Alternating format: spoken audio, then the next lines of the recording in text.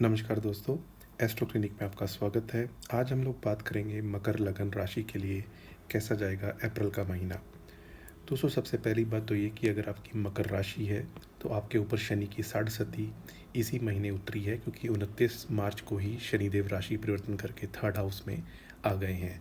यानी पिछले 7.5 साल से मकर राशि पे जो साढ़े सती का असर था, नौकरी गई, परिवार में दिक्कतें हुई, मैरिड लाइफ में प्रॉब्लम्स हुई, धन की दिक्कतें हुई, वो सारी चीज़ें अब आपकी धीरे धीरे करके ऑन द वे हो जाएंगी। चलिए शुरू करते हैं। दोस्तों, आपके रूलिंग प्लैनेट बन जाते हैं शनिदेव। जैसा मैंने बताया, ये थर्ड हाउस में आके विराजमान हो गए हैं और शनिदेव थर्ड हाउस में अति विशिष्ट कारक बन जाते हैं। तो यहाँ से चीज़ें आपकी बहुत ज़बरदस्त चलेंगी। हालांकि पिछले 5 सालों में शनि अपनी ही लगन राशि में थे, यानी 10 नंबर में और 11 नंबर में, लेकिन फिर भी शनिदेव थर्ड हाउस में आके आपके आपके आपको बहुत मेहनती बनाएंगे। काम में आपका बहुत ध्यान होगा, आपकी यात्राएं कराएंगे और कहीं ना कहीं जो धन आगमन के स्तोत्र हैं वो आपके बढ़ेंगे। इस पीरियड में अगर आप छोटे भाई बहन के साथ मिलकर बिजनेस या कोई काम करना चाहते थे वो भी हो जाएगा और आपकी यात्राएं भी काफ़ी कराएंगे। तो शनिदेव का ये गोचर आपके लिए बहुत ज़बरदस्त बना हुआ है। इनकी एक दृष्टि पड़ेगी 12th हाउस पे, जिसकी वजह से विदेश संबंधित काम भी आपके बनेंगे। शनिदेव का ये गोचर आपके लिए काफ़ी ज़बरदस्त है। आने वाले समय में चीज़ें आपकी और बेटर होंगी। तो इतनी जानकारी के बाद अब हम आगे बढ़ेंगे और बात करेंगे आपके नेक्स्ट इम्पॉर्टेंट प्लेनेट की। दोस्तों, आपके नेक्स्ट इम्पॉर्टेंट प्लेनेट बन जाते हैं शुक्रदेव। शुक्रदेव इस महीने थर्ड हाउस में ही चलायमान है और अपनी उच्च राशि में है। बहुत अच्छी स्थिति है कि आपके फिफ्थ हाउस का मालिक उच्च का हो गया है। आपके पूर्व पुण्य या पूर्व पिछले जन्मों में किए हुए कर्मों का कनेक्शन आएगा, यानी उनके शुभ फलों की आपको प्राप्ति होगी। और वहीं आप देखेंगे कि शुक्र गुरु के घर में है और गुरु शुक्र के घर में है, तो आपके इन दोनों घरों का राशि परिवर्तन योग भी बन गया और दोनों ही गुरु हैं। तो इस पीरियड में जितना आप आध्यात्म से जुड़े रहेंगे, जितना आप धर्म कर्म में रहेंगे, उतना ही आपके लिए अच्छा है। और जितना आप भोग विलास में लग जाएंगे तो फिर आप इस पीरियड का फ़ायदा नहीं उठा पाएंगे। शुक्रदेव क्योंकि आपके नौकरी घर के भी मालिक हैं, तो नौकरी में भी पॉजिटिव चेंजेस होते हुए दिखाई देंगे। कोई प्रमोशन होना, सैलरी बढ़ना, ट्रैवलिंग होना, ट्रैवलिंग में आप इंजॉय करें, ऐसी सारी चीज़ें होंगी। तो शुक्रदेव का गोचर आपके लिए बहुत ज़बरदस्त बना हुआ है और 12 तारीख को ये हो जाएंगे डायरेक्ट। तो नौकरी में जो भी चीज़ें आपकी अटकी हुई थी, यानी पहले का कोई कनेक्शन बन रहा था, आपने फ़ाइल अप्लाई की थी, अभी तक कोई रिज़ल्ट नहीं आ रहा था, तो 12 तारीख के बाद चीज़ें ऑन द वे हो जाएंगी। दोस्तों, आपके तीसरे इंपॉर्टेंट प्लैनेट हैं बुधदेव। बुधदेव आपके क्योंकि भाग्य स्थान के मालिक हैं और आपके छठे घर के मालिक हैं और ये भी थर्ड हाउस में चल रहे हैं। कालपुरुषी कुंडली में पहले घर में 1 नंबर राशि, दूसरे घर में 2 नंबर राशि, 3 नंबर में बुध की ही राशि आती है। तो ये घर में बुध होते हैं तो marketing, communication, management, financing, consulting, ये तमाम क्षेत्रों में आपको अच्छा रिजल्ट देते हैं। इवन आप इवेंट मैनेजमेंट का काम करें, इन सभी चीज़ों में ये बहुत अच्छा रिजल्ट देते हैं। 12 नंबर राशि में बुध हो जाते हैं नीच के और शुक्रदेव की वजह से इनका नीच भंग राजयोग बना हुआ है, तो आपके लिए काफ़ी अच्छा है। और 7 तारीख को ये हो जाएंगे मार्गी। तो भाग्य का अगर आपको पूरा साथ नहीं मिल पा रहा था तो 7 तारीख के बाद वो भी आपका अच्छा हो जाएगा। दोस्तों, इस पीरियड में बुध और शुक्र का जो ये युति बन रहा है, लक्ष्मी नारायण योग, आपके केस में ये धर्म कर्माधिपति राजयोग भी है, क्योंकि धर्म का घर और कर्म का घर, इन दोनों के घरों के मालिक एक साथ बैठे हों तो धर्म कर्माधिपति राजयोग बन जाता है। और थर्ड हाउस होता है साहस पराक्रम का। तो आप अपनी मेहनत बढ़ा दें, ट्रैवलिंग करेंगे, आपको उसमें फ़ायदा होगा, धार्मिक यात्राएं भी हो सकती हैं। इन तमाम चीज़ों में ये गोचर आपके लिए बहुत अच्छा रिजल्ट लेके आया है। दोस्तों, आगे बढ़ेंगे और आपके बात करेंगे नेक्स्ट इंपॉर्टेंट प्लैनेट की। ये बन जाते हैं सूर्यदेव। सूर्यदेव महीना स्टार्ट होने पे थर्ड हाउस में ही हैं। यहाँ पे ये बहुत अच्छा रिजल्ट देते हैं, अति विशिष्ट कारक हो जाते हैं। और 13 तारीख को ये राशि परिवर्तन करके चौथे घर में आ जाएंगे और उच्च के हो जाएंगे। सूर्य का ये गोचर आपके लिए बहुत अच्छा बना हुआ है। भले ही आपके 8वें घर के मालिक हैं, ये भी आपको ट्रैवलिंग कराएंगे, सरकारी नौकरी में चीज़ें अच्छी कराएंगे, सरकारी टेंडर आप अप्लाई करते हैं उसके लिए भी अच्छा है। और जब ये उच्च के हो जाएंगे तो आपको कोई भूमि वाहन संबंधित फ़ायदा कराएंगे और नौकरी में भी आपकी बेटरमेंट दिलाएंगे, क्योंकि उच्च के फोर्थ हाउस में होंगे तो सीधा नौकरी भाव को देखेंगे। दोस्तों, यहाँ मैं आपको ये क्लियर कर दूँ, क्योंकि ये आपके 8वें घर के भी मालिक हैं और जाके चौथे में बैठ रहे हैं, तो यहाँ पे अपने मदर के साथ थोड़ा सा तालमेल अच्छा बना के रखें, मदर की हेल्थ का भी ध्यान दें, क्योंकि है तो आठवें घर के मालिक ही और फोर्थ हाउस में जाते हैं तो एक गर्म प्लेनेट है, तो वहाँ जाएंगे तो घर में कुछ मनमुटाव होना, मदर के साथ कुछ ईगो प्रॉब्लम्स आना, ये सारी चीज़ें हो सकती हैं, तो इसका आप थोड़ा सा ध्यान रखिएगा।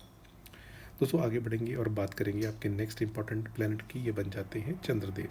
अब चंद्रदेव तो बहुत फास्ट राशि परिवर्तन करते हैं इन जनरल, जब भी 4, 8, 12 में हो, जो कि मोक्ष त्रिकोण है, तो चंद्रमा इंसान को थोड़ा ज़्यादा विचलित करते हैं इन दिनों में। तो इन दिनों में आप थोड़ा व्हीकल सावधानी से चलाएं, ड्राइविंग आराम से करें और किसी से अननेसेसरी उलझे ना। ये दिन बनेंगे 27, 28, 8, 9 और 18, 19 तारीख। तो इन डेट्स को आप कैलेंडर पे मार्क कर सकते हैं, तो आपको और अच्छा रिजल्ट मिलेगा। दोस्तों मंगल देव की बात करें, मंगल देव आपके इच्छा पूर्ति के घर के मालिक हैं और सुख के घर के मालिक हैं, और ये महीना स्टार्ट होने पे आपको छठे घर में दिख रहे हैं, लेकिन 2 तारीख को ही ये जाके बैठ जाएंगे आपके सप्तम स्थान में। अब मंगल अगर पहले घर में हो, चौथे में हो, 7वें, 8वें, 12वें में हो, तो मांगलिक दोष बनाते हैं। ये चंद्र कुंडली लगन कुंडली दोनों से देखना होता है। तो आपके केस में 7th हाउस में आके बैठ गए और यहीं पे अभी रहेंगे, और ये नीच के हो जाएंगे, और ये जो नीच के हो रही हैं ये पिछली बार भी नीच के हुए थे, क्योंकि पहले यहाँ थे कुछ महीने पहले, यहाँ से वक्री हुए, पतित होकर पिछले घर में आए, और अब ये अगले घर में वापस जा रहे हैं। सामान्यतः दोस्तों ये जो नीच के हो रहे हैं ये पिछली बार से अलग है। मैं इसके लिए आपको एग्जांपल दे देता हूँ। जैसे दिल्ली में अभी इलेक्शंस हुई, कांग्रेस की 0 सीट्स आई, लेकिन उन्होंने कहा हमारा ये 0 पिछली बार वाले 0 से अलग है, क्योंकि वोट परसेंटेज बढ़ गया, पहले 4 था अब 6 या 7% आया। तो उन्होंने कहा कि इसकी वजह से केजरीवाल जी अपनी सीट भी हार गए और उनकी पार्टी भी इलेक्शन हार गई। तो आपके केस में अब ये दोबारा जो नीच के हो रहे हैं ये पिछली बार से अलग है। क्यों? क्योंकि पिछली बार जब नीच के हुए थे तो सूर्य आपके पहले घर में घूम रहे थे, और अष्टम स्थान का मालिक पहले घर में आया तो आपको ईगो चीज़ें दे रहा था, हेल्थ में भी कुछ कमी कर रहा था, आंखों की भी दिक्कत दे रहा था। अब क्योंकि सूर्य आपके 3rd हाउस में है और 4th हाउस में आएंगे, तो ये आपको नौकरी में ज़बरदस्त चीज़ें करवाएंगे, भले ही अष्टम स्थान के मालिक हैं।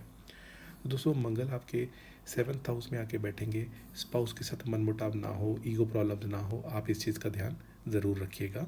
और वहीं क्योंकि ये इच्छा पूर्ति के भी घर के मालिक हैं और आके बैठ रहे हैं सप्तम स्थान में, तो आपके स्पाउस की कोई विशेष इच्छा, नौकरी में अच्छा होना, ये सारी स्थितियाँ बन सकती हैं। दोस्तों गुरु की बात करें, गुरु आपके 12th हाउस के और 3rd हाउस के मालिक हैं, यानी इस कुंडली में कारक नहीं होते और बैठे हैं पंचम स्थान में, और शुक्र के साथ विपरीत राजयोग में है। फॉरेन में अगर आप रहते हैं अपनी बर्थ प्लेस से दूर, तो वहाँ चीज़ें आपके लिए बहुत अच्छी होंगी।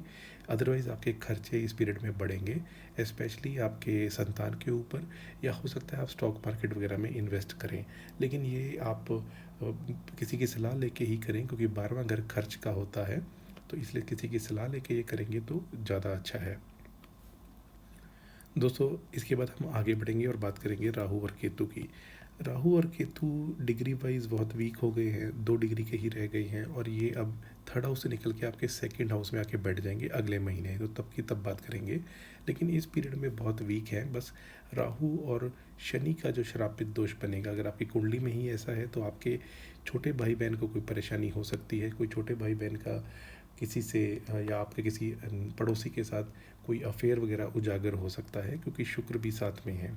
तो इसलिए आपको उस चीज़ का थोड़ा सा ध्यान रखना है, यानी छोटे भाई बहन के लिए भी थोड़ा सा उनके लिए केयरिंग बने, या अपने पड़ोसियों के साथ भी अच्छा बर्ताव रखें। अदरवाइज़ राहु अभी गुरु के नक्षत्र में है, आपके 12वें घर के मालिक हैं, तो ये भी आपके थोड़े खर्चे ज़्यादा ही कराएंगे। और केतु आपके 8वें घर के मालिक हैं, कहीं ना कहीं ये भी आपके पिता पक्ष को कोई हेल्थ रिलेटेड प्रॉब्लम दे सकते हैं, क्योंकि 9th हाउस से केतु गुजर रहे हैं और नक्षत्र सूर्य का आ गया है। दोस्तों आगे बढ़ेंगे, बात करेंगे ओवरऑल हेल्थ की। ओवरऑल हेल्थ के लिए मैं बोलूँगा पीरियड अच्छा ही है। उसका रीज़न ये है कि शनिदेव 3rd हाउस में आ गए हैं, जहाँ पे वो अति विशिष्ट कारक होते हैं। मंगल की दृष्टि ज़रूर पड़ेगी 1st हाउस पे, लेकिन फिर भी हेल्थ आपकी ओवरऑल अच्छी ही रहेगी। फैमिली में अगर हम बात करें तो फैमिली के लिए भी पीरियड अच्छा है। फैमिली के जो लोग हैं उनके साथ आपका घूमने फिरने, ट्रैवलिंग का योग बन सकता है। कोई छोटी या लंबी दूरी की यात्रा आप कर सकते हैं, क्योंकि 8वें घर के मालिक भी साथ में हैं, तो हो सकता है समुद्र की यात्राएं करें, ऐसी भी स्थिति बन सकती है। एजुकेशन की अगर बात की जाए, एजुकेशन में स्थितियाँ अच्छी हैं। आपके 5th हाउस का मालिक उच्च का हो रखा है, आप अपनी मेहनत वगैरह और बढ़ा दें तो स्टूडेंट्स के लिए और अच्छा रिजल्ट आएगा। नौकरी में चीज़ें कुछ पॉजिटिव होती दिखाई दे रही हैं। नौकरी में जो भी चीज़ें अटकी हुई थी 12 तारीख के बाद वो ज़बरदस्त स्पीड पे आगे बढ़ेंगी।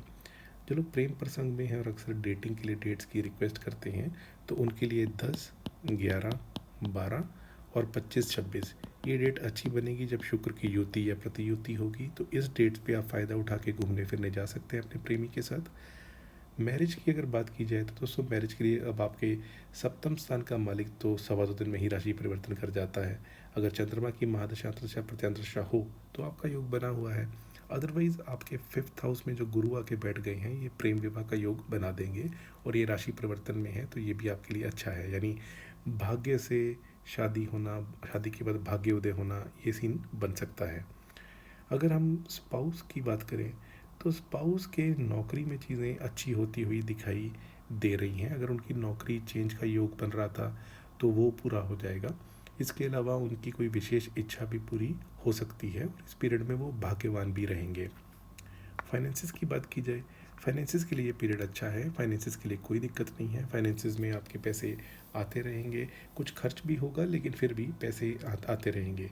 ओवरऑल गेंस अगर मैं कहूँ तो ओवरऑल गेंस के लिए आप थोड़ा सा इस पीरियड में पेशेंस रखें क्योंकि मंगल नीच के हैं, आपके 11th हाउस के मालिक। लेकिन फिर भी आपकी कोई विशेष इच्छा पूर्ति गुरु करवा सकते हैं यहाँ से दृष्टि डाल के 11th हाउस पे।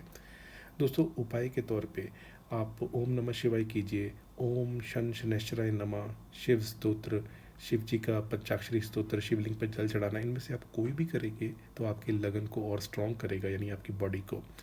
इसके अलावा आप सिद्ध कुंजी का स्तोत्र करें, देवी महालक्ष्मी अष्टकाम, ये भी आपके लिए बहुत अच्छा रहेगा। और गणेश जी के लिए आप गणेश आरती, गणेश चालीसा करें। अगर हर रोज़ नहीं तो वेडनेसडे, तो ये भी आपके लिए बहुत अच्छा रहेगा। दोस्तों ये रहा मकर लगन राशि के लिए कैसा जाएगा अप्रैल का महीना। अगर आपको वीडियो अच्छा लगा तो इसको लाइक कर दीजिए। आपके लाइक से मुझे मोटिवेशन भी मिलेगी और यूट्यूब के इनसाइट्स इस वीडियो को और फैलाएंगे। और अगर आपको ऐसे ही वीडियोस अच्छे लगते हैं तो मेरे चैनल को सब्सक्राइब कर लीजिए। मेरे चैनल पे आपको एस्ट्रोलॉजी सीखने के, सेलिब्रिटीज़ के कुंडली के क्या कहती हैं और अभी तक वो कहाँ पहुँचे तो कुंडली का क्या सपोर्ट था और महीना कैसे जाएगा, ये वीडियोस तो मैं बनाता ही रहता हूँ। चलिए दोस्तों मुझे दीजिए विदा। आज के लिए इतना ही। आपका बहुत बहुत आभार।